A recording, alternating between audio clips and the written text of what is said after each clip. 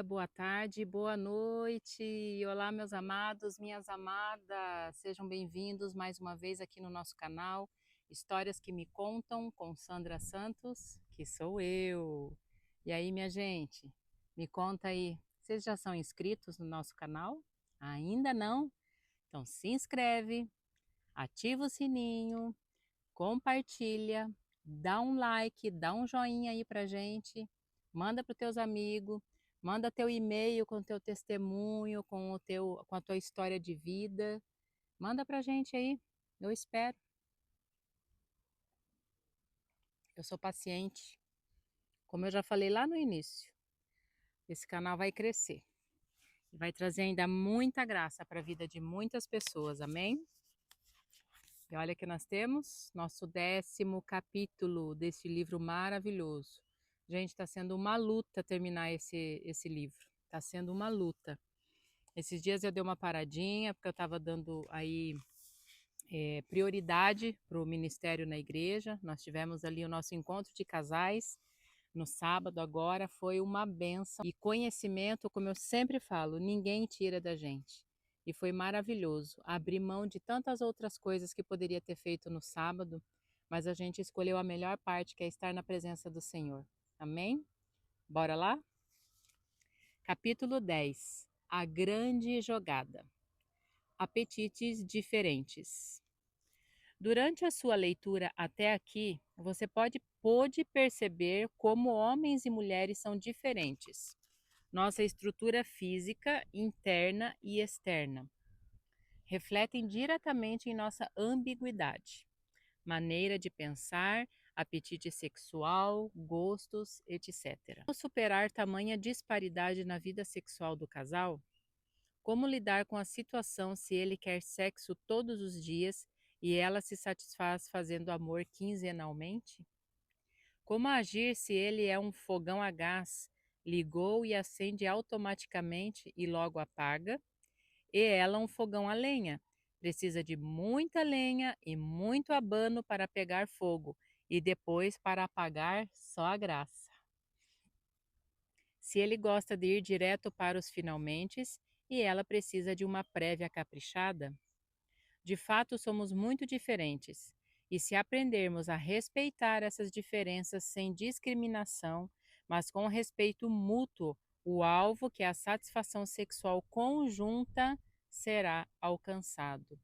O problema de muitos homens, eu não estou generalizando, por isso que eu falei de muitos homens e não de todos os homens, é que o homem ele quer somente a sua satisfação. Ele não pensa na satisfação da sua parceira. Ele pensa que ele está com vontade hoje, ele procura a sua parceira, ele faz o que tem que fazer, ele se satisfez e ele não liga. A maioria dos homens são assim.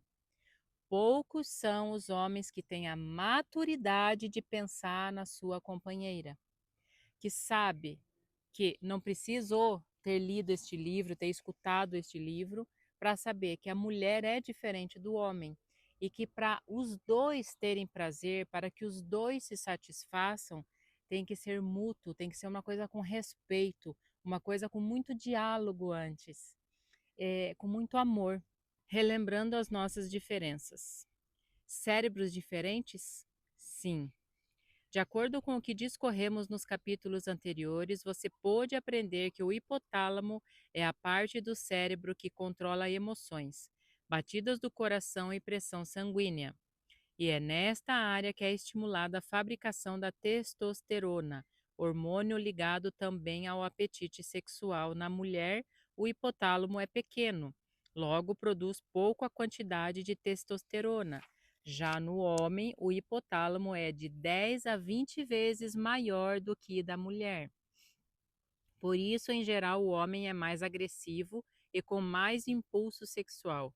Esta diferença cerebral e hormonal também explica por que os homens procuram mais sexo do que as mulheres. Pensam em sexo, falam em sexo, afinal está tudo ali, borbulhando dentro deles.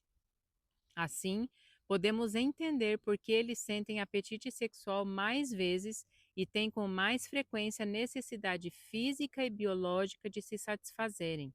não se resume apenas ao fato de gostarem de sexo, o que a realidade masculina os fazem literalmente carentes de uma atividade sexual constante.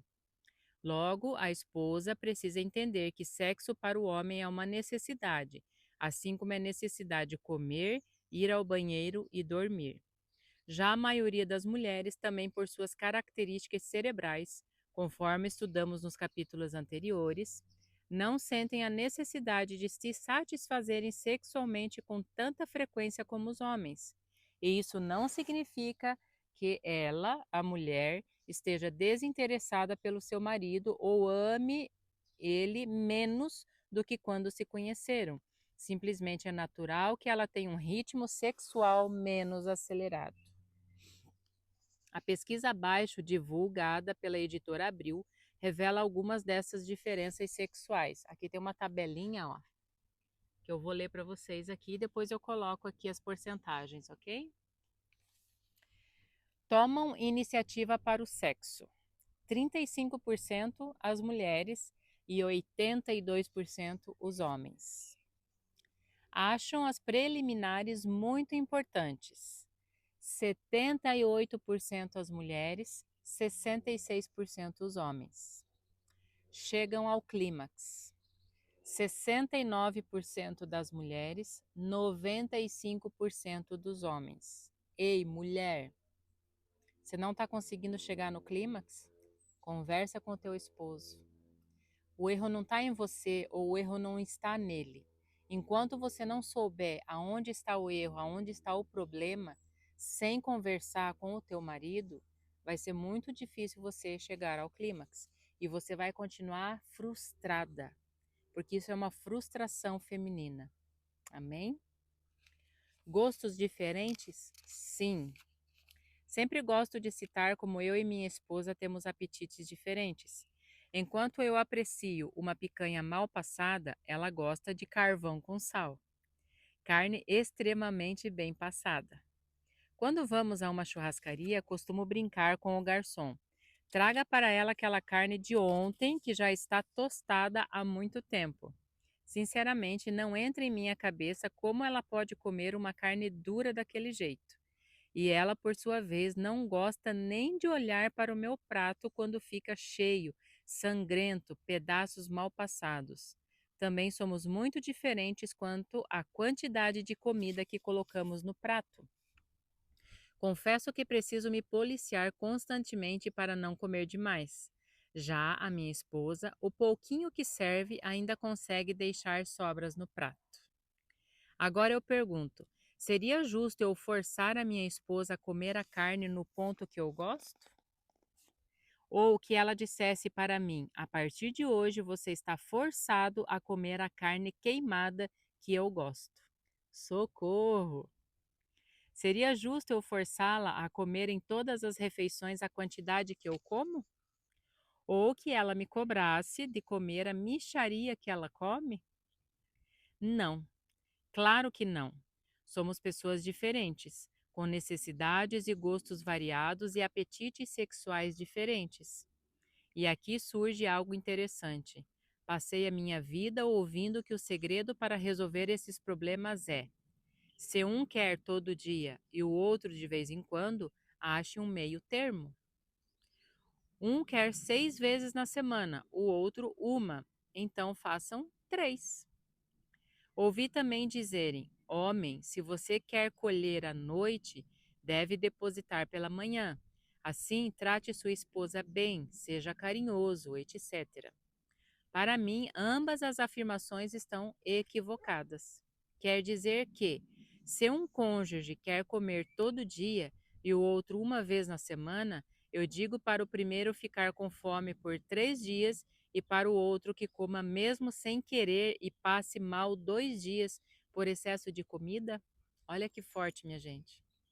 Claro que não. Isto seria um absurdo. Ou, quando eu quiser sexo, tratarei bem a minha esposa, como um cavalheiro. Mas, se por acaso eu não quiser, posso virar um jumento e dar coice nela o dia todo? Claro que não, né, minha gente? Não. Minha esposa merece ser muito bem tratada. Sempre, todos os dias, independente de naquele dia irmos fazer sexo ou não.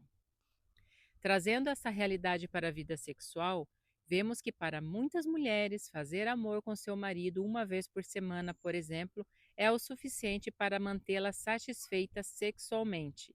Agora, para grande parte dos homens, satisfazer-se sexualmente é poder dar uma namoradinha todo dia. E agora, estamos diante de um dilema matrimonial. O que você faria? Todo dia, 3 vezes, 6 vezes, quando teu marido quer, quando tua mulher quer. Qual que é a posição de vocês? Qual que é o posicionamento de vocês nessa situação? Não é melhor conversar? Não é melhor se entender? Provérbios, capítulo 27, versículo 7. A alma farta pisa o favo de mel, mas para a alma faminta até o amargo parece doce. Nesses mais de 19 anos de aconselhamento para casais, minha esposa e eu nos deparamos com muitas pessoas feridas e decepcionadas com seus cônjuges no que se diz respeito à questão sexual. Vejamos como, por exemplo, a história de um casal que tinha tudo para ser feliz, Joana e João. Eles se casaram apaixonados. Para Joana, João era o homem dos seus sonhos, e para João, Joana era a garota perfeita. A festa de casamento foi muito especial e toda a família e amigos queridos estavam lá. A casa onde eles foram morar, apesar de simples, estava mobiliada e era linda. Deus nos abençoou muito, dizia Joana. A lua de mel foi inesquecível. Eles ganharam de alguns padrinhos de casamento uma viagem para o litoral. Curtiram muito a praia, a cidade e, claro, fizeram muito sexo também. De volta à realidade do dia a dia, João reassumiu seu trabalho em uma pequena empresa autônoma que abriu uma parceria com seu cunhado e Joana voltou a lecionar em uma escola perto de sua casa, pois era funcionária do Estado. Passaram-se 2 anos de casados e certo dia Joana ponderou com João. Acho que está na hora de termos nosso bebê. O que você acha? Sim, acho que é mesmo uma boa ideia, ele respondeu. Eles foram pais de Felipe e logo depois de 1 ano, Joana já engravidou do segundo filho, Caio. A chegada dos meninos apertou ainda mais a rotina do jovem casal. Porém, eles seguiam felizes, construindo a sua família. João, todos os dias, mesmo naqueles dias mais trabalhosos e cansativos, procurava sua esposa para eles terem intimidade sexual. Ele queria fazer sexo. Seu corpo pedia. Ele gostava e precisava disso. Já a Joana, terminando o expediente de trabalho, ia para casa arrumar o que ficou desordenado, cuidava dos filhos, preparava a refeição, e tudo o que ela esperava quando o dia chegasse ao fim era poder se deitar um pouco mais cedo ou arejar a sua cabeça navegando em suas redes sociais ou assistir ao bom filme. Em determinado momento, a rotina sexual deles ficou mais ou menos assim. Quando João a procurava para eles terem intimidade, na segunda-feira ela ia prontamente. Na terça-feira, ela cedia um pouco contrariada, mas vencia o cansaço e ia também. Mas na quarta-feira ela não estava mesmo a fim de fazer sexo, então gentilmente elaborava uma desculpa e dizia: Amor, hoje estou com uma dor de cabeça, vou me deitar mais cedo. Os dois davam um beijinho e iam dormir. Na quinta-feira, João também queria, mas passou a se sentir inseguro de procurá-la. Afinal, ela poderia estar com dor de cabeça de novo. Na sexta-feira, ele decidiu procurá-la, mas ela dizia que no final da semana estava sempre esgotada. No sábado, a casa deles estava sempre cheia de amigos, e ao final da noite, quando João ia procurá-la para a intimidade, ela insistia para ele ajudá-la a deixar a casa toda limpa antes de dormirem. Ao final das arrumações, eles estavam tão esgotados que cada um dormia no primeiro lugar que aparecesse. No domingo, Joana sempre organizava todas as roupas da casa para o uso da semana seguinte, e à noite eles iam todos à igreja. Quando João ia procurá-la para eles namorarem, não foram poucas as vezes que ele a achou dormindo no quarto dos meninos. quando ela ia colocá-los para dormir. Os anos foram se passando e as semanas como esta se repetiram muitas vezes no lar deles. Foram diversas as vezes que João foi dormir carente de sexo. No início, ele procurava entender a sua esposa, mas com o passar do tempo, ele começou a se sentir insatisfeito e frustrado em sua vida sexual. E isto passou a se refletir no relacionamento deles. Ele tentou verbalizar algumas vezes que sentia falta de mais sexo no casamento, mas Joana o culpava de incompreensível. Ela dizia: "Você só pensa em sexo e não vê todas as outras coisas que eu faço." Certo dia, Joana chegou em casa após um dia longo de trabalho e viu sua secretária sentada no sofá chorando muito. "O que foi que aconteceu?" perguntou Joana. "O que a tanto faz chorar?" "É porque eu estou grávida, dona Joana." Maria respondeu chorando compulsivamente. "Não fique assim, você terá este filho e tudo vai se endireitar. Vamos ajudar você." Joana tentava consolá-la. "Mas o maior problema não é esse. Eu não sei o que fazer. Não sei mesmo." Ela dizia desesperadamente. Fale, fale o que é, Maria. Quem sabe eu posso ajudá-la. "O problema é o pai do meu filho." "E quem é ele? Diga." "Seu marido, dona Joana." Joana ficou em choque. Ela não podia acreditar no que estava ouvindo. Seu marido? Como assim? Eram 7 anos de casamento. O homem que ela amava, que dizia que a amava, o pai dos seus filhos, e a havia traído com a empregada. Joana olhou alguns minutos para Maria ali no sofá, com o seu cabelo maltratado, sua pele ressecada, suas roupas maltrapilhas, e não conseguia entender como João a atraiu com aquela mulher. Ela simplesmente não entendia. Quando João chegou do trabalho, a primeira pergunta que ela fez foi: "Como você pôde me trair com esta mulher? Você não vale nada. Suma com as suas coisas daqui." Ela disse, o expulsando de casa. "Eu a amo, Joana. Não me mande embora, por favor." "Eu não queria fazer isso", implorou João arrependido. Ao final daquele dia trágico, Maria pediu demissão, dizendo estar decidida a voltar para sua terra natal, em outra cidade. João dormiu no sofá e Joana trancada em seu quarto. Depois de algumas semanas de atitudes indiferentes dentro de casa, Joana decidiu dar uma chance ao relacionamento deles, com a condição de João ir com ela ao curso de casais da igreja e de juntos fazerem aconselhamentos com os pastores. Isso é uma mulher sábia. O tempo passou e Joana aprendeu no curso de casais da igreja que ficar dizendo não ao marido para a intimidade sexual o expõe ao pecado. Então, quando o dia é estafante e está cansada, ela coloca em prática o ensinamento da peladinha versus clássico, que veremos adiante. E João aprendeu a ser fiel a Deus e a sua esposa em qualquer situação.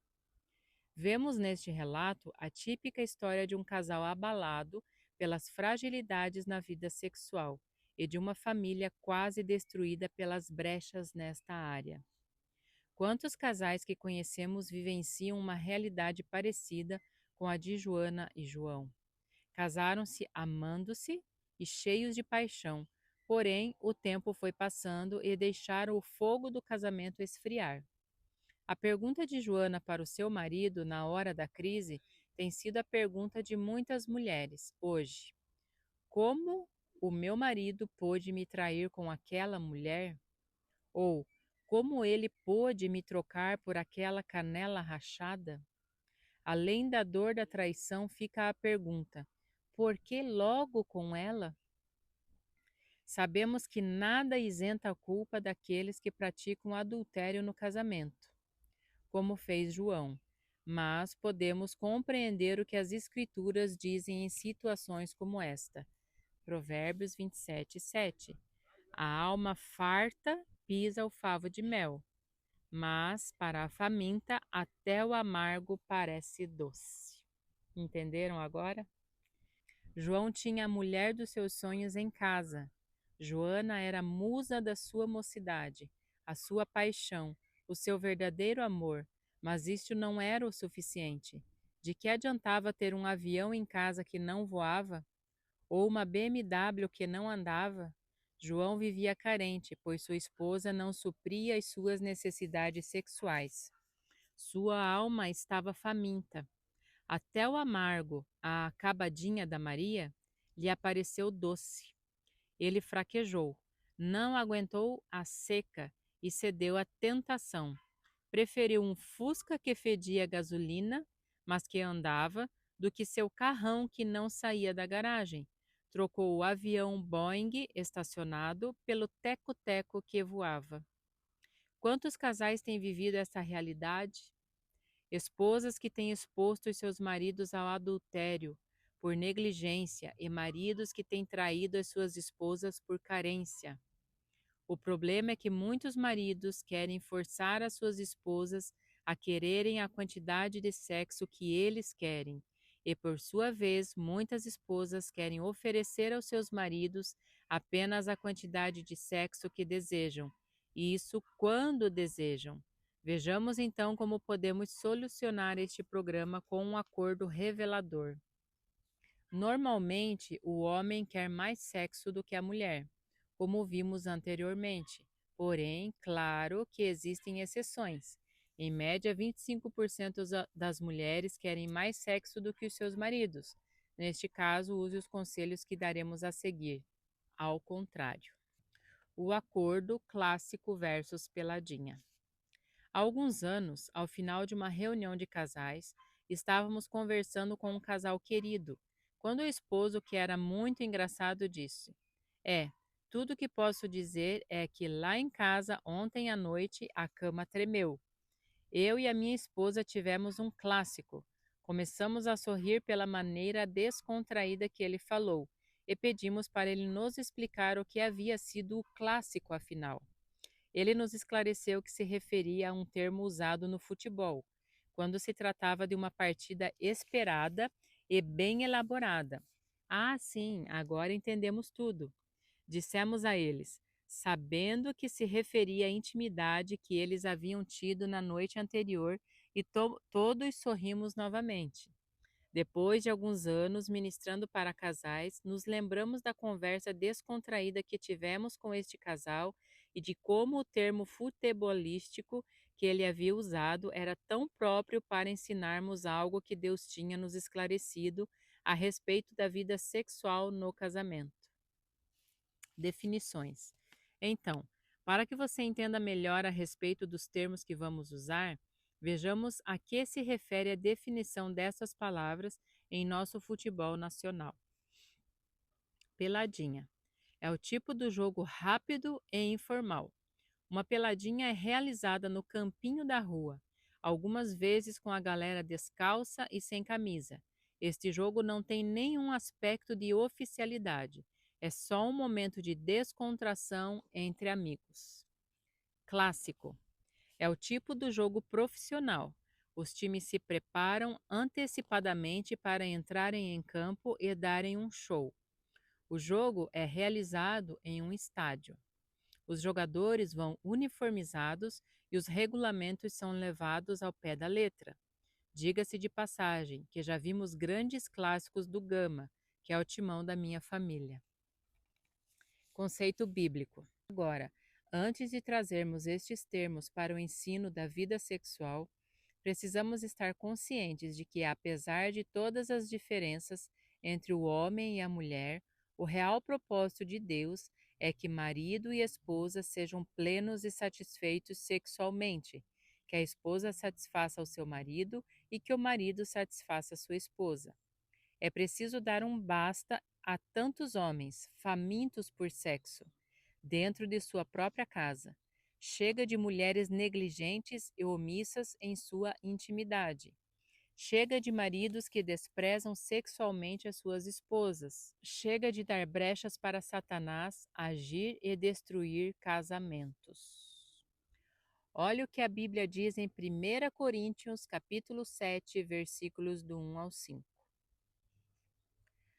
Quanto aos assuntos sobre os quais vocês escreveram, é bom que o homem não toque em mulher, mas por causa da imoralidade, cada um deve ter sua esposa, e cada mulher o seu próprio marido. O marido deve cumprir os seus deveres conjugais para com a sua mulher, e da mesma forma a mulher para com o seu marido.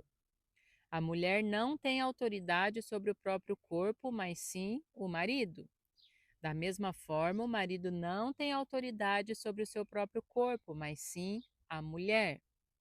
Não se recusem um ao outro, exceto por mútuo consentimento e durante certo tempo para se dedicarem à oração. Depois, unam-se de novo, para que Satanás não os tente por não terem domínio próprio. Amém? Aplicação do texto. 1. Um dos propósitos do casamento é para que o homem e mulher sejam satisfeitos sexualmente dentro de uma relação segura e abençoada por Deus. O apóstolo Paulo afirma que aqueles que são solteiros e são tentados na sexualidade devem se casar. Para quê? Para não serem mais tentados. Como?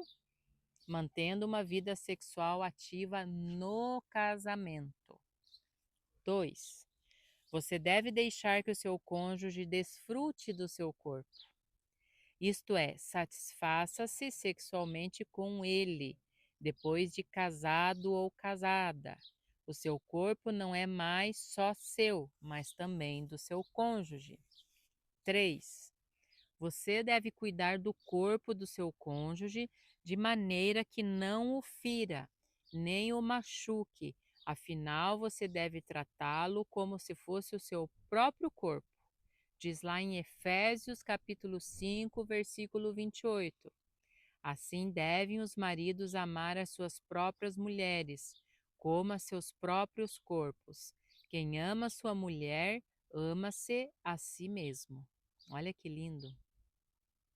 Gente, isso é tão maravilhoso, né? Porque tem tanta gente que mundaliza, inferioriza o corpo, o sexo dentro do casamento.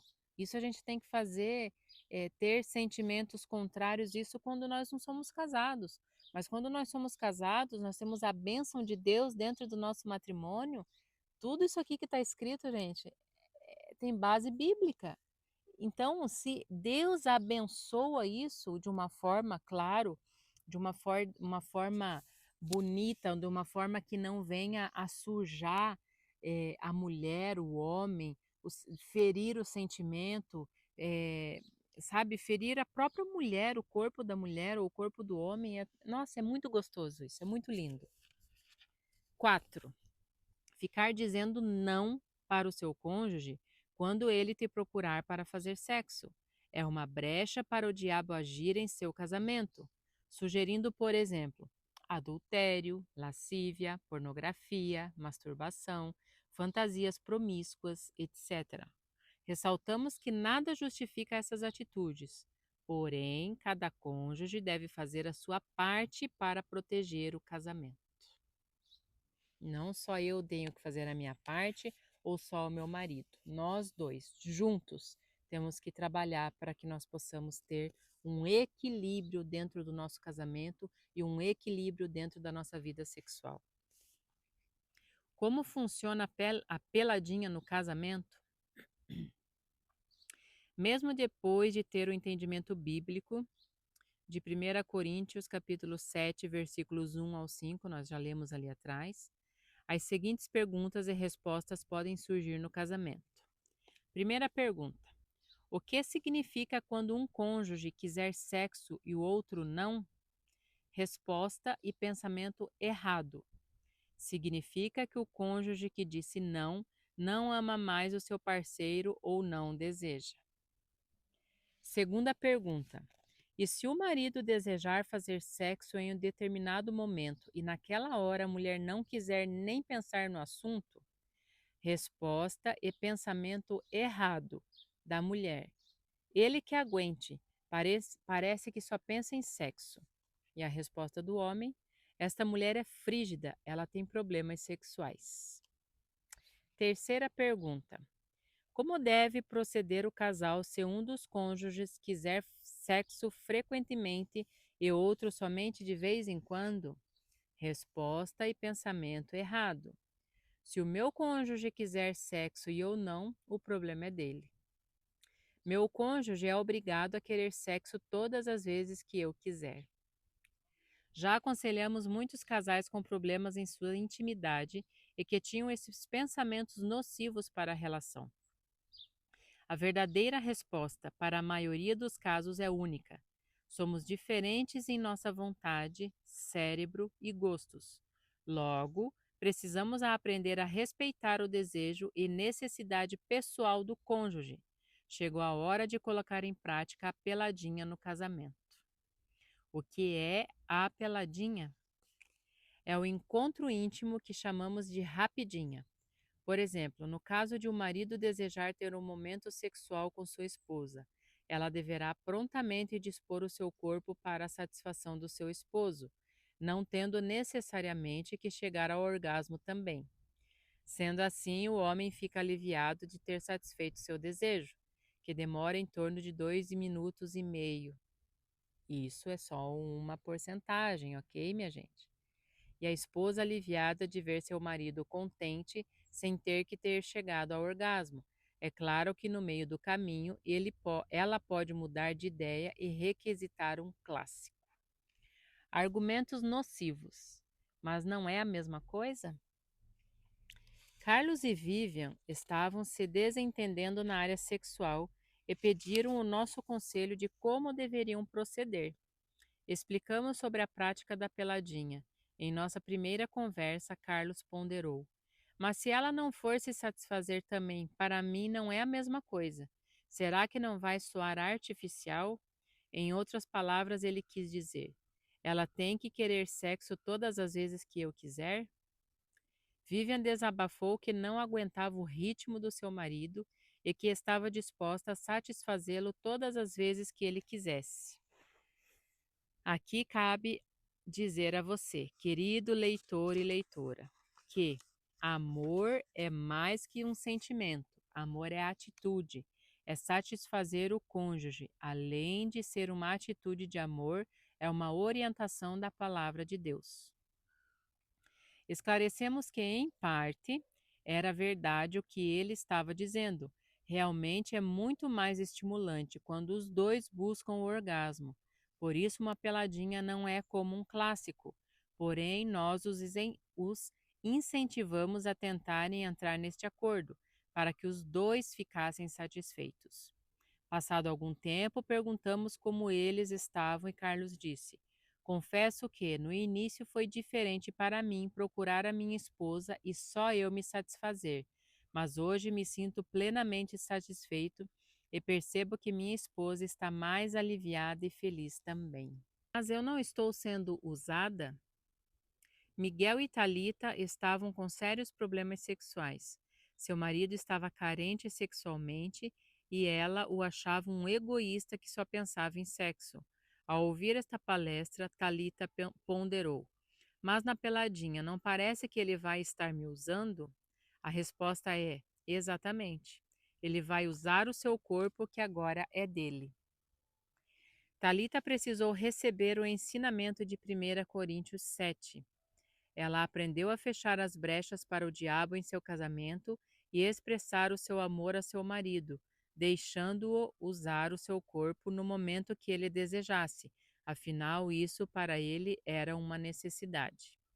Sabemos que o marido que deseja agradar a Deus e ama sua esposa irá desfrutar do corpo da sua amada com respeito e carinho e vice-versa.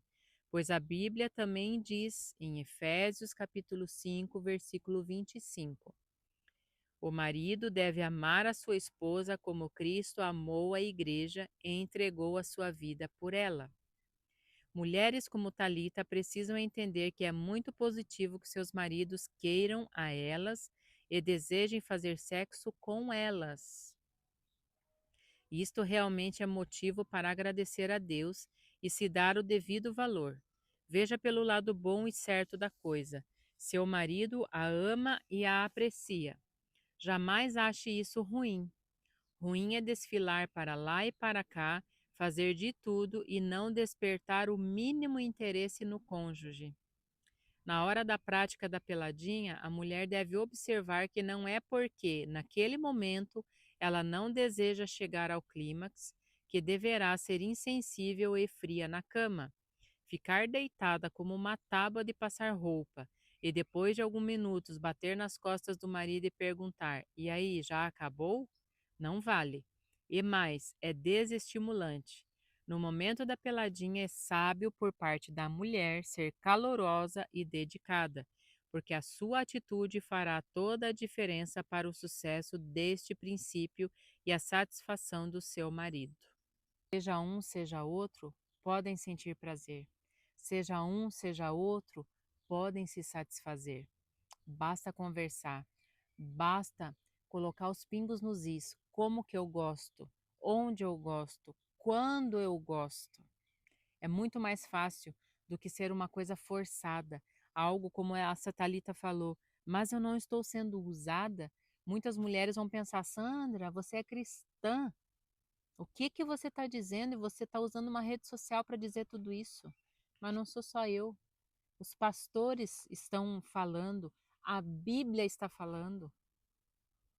Preste atenção em tudo isso que a gente tem lido. Preste atenção no teu casamento, preste atenção nos casamentos ao teu redor, mas em casamentos que são dentro dos preceitos de Deus. Amém? Como funciona o clássico no casamento? O clássico será aquele dia em que o casal deverá gastar mais tempo no momento de prazer mútuo. Afinal, os dois estarão desejando chegar à satisfação sexual. Em outras palavras, será o dia em que haverá no mínimo um gol de cada lado, pois os dois desejam se satisfazer. Vejamos o exemplo modelo de Mário e Rafaela. Eles já têm o ensinamento da peladinha e do clássico em sua vida íntima. Rafaela é uma esposa sábia e procura sempre estar atenta para suprir as carências sexuais do seu esposo na prática da peladinha. Agora, no dia em que Rafaela se mostra interessada em se satisfazer sexualmente, também o clássico é posto em ação. Neste dia, Mário se esforça para dar uma atenção especial a ela, tendo em vista que Rafaela sempre procura para mantê-lo satisfeito. Logo, no dia em que ela está interessada, Mário se esforça para surpreendê-la totalmente. Olha só, gente. Isso é bênção de Deus, isso é maturidade, sabe? Você satisfazer o teu marido, mesmo quando você não está querendo. Mas quando você quer, o marido se esforça para satisfazer você. Não é um me ajuda que eu te ajudo? Mário sabe que a mulher é um fogão a lenha e precisa de muito investimento para pegar fogo. No dia do clássico, especialmente, ela capricha em sua higiene pessoal e investe nas preliminares. Beijos, carícias, toques, pois sabe também que a mulher preza por isso e muito. Destacamos que a saúde do casamento depende da prática do clássico, sob o princípio de que marido e mulher se unem para atingir o objetivo comum, satisfazerem-se mutuamente. Neste dia, será muito bem-vinda uma preparação especial para favorecer o clima de romantismo. O casal poderá usar a sua criatividade e investir em apetrechos que poderão deixar o momento marcante, seja com luz de velas, roupa íntima, som ambiente, óleos de massagem, aroma de ambiente, etc. No capítulo a seguir, trataremos sobre até onde vão os limites da prática sexual no momento do clássico, se o orgasmo do casal deve ser junto ou pode ser separado, se a masturbação é permitida e outros segredos da intimidade do casal. Ficamos muito felizes porque, depois de alguns anos ministrando sobre este assunto, temos ouvido testemunhos tremendos de casais que não se entendiam em sua vida sexual e, ao colocarem em prática este preceito da peladinha e do clássico, tiveram o seu casamento transformado. Esperamos que seja uma bênção para a sua vida também. Um resumo importante. Normalmente, o homem quer mais sexo do que a mulher, mas existem exceções. Em 20% dos casos, a mulher quer mais sexo do que o marido. Especialmente na hora da intimidade, é preciso estar atento aos cuidados básicos da higiene. Escove os dentes, tome banho, faça a barba, use perfume. Sexo para muitos é um tabu, uma barreira a ser vencida. Uma das chaves para o sucesso é a conversa. Converse com o seu cônjuge sobre o que você gosta, o que não gosta, como gosta. E caso você queira saber quais são os limites do que se pode ou não pode fazer na intimidade, procure a orientação do seu líder espiritual. Se sua vida sexual ainda assim continuar não satisfatória para um dos cônjuges, procure ajuda. É importante dialogar. Gente, é o resumo de tudo o que eu tenho falado. Nas histórias que a gente tem contado, nos testemunhos que a gente tem contado. Esse aqui é o segundo livro que a gente está lendo aqui nesse canal. É o diálogo. Não existe outra maneira. Além da tua intimidade com Deus, da tua relação com Deus, você tem que ter diálogo com o teu cônjuge. Senão não tem jeito, minha gente. Muito obrigado por ter nos escutado até o final desse vídeo. Beijo no coração de vocês.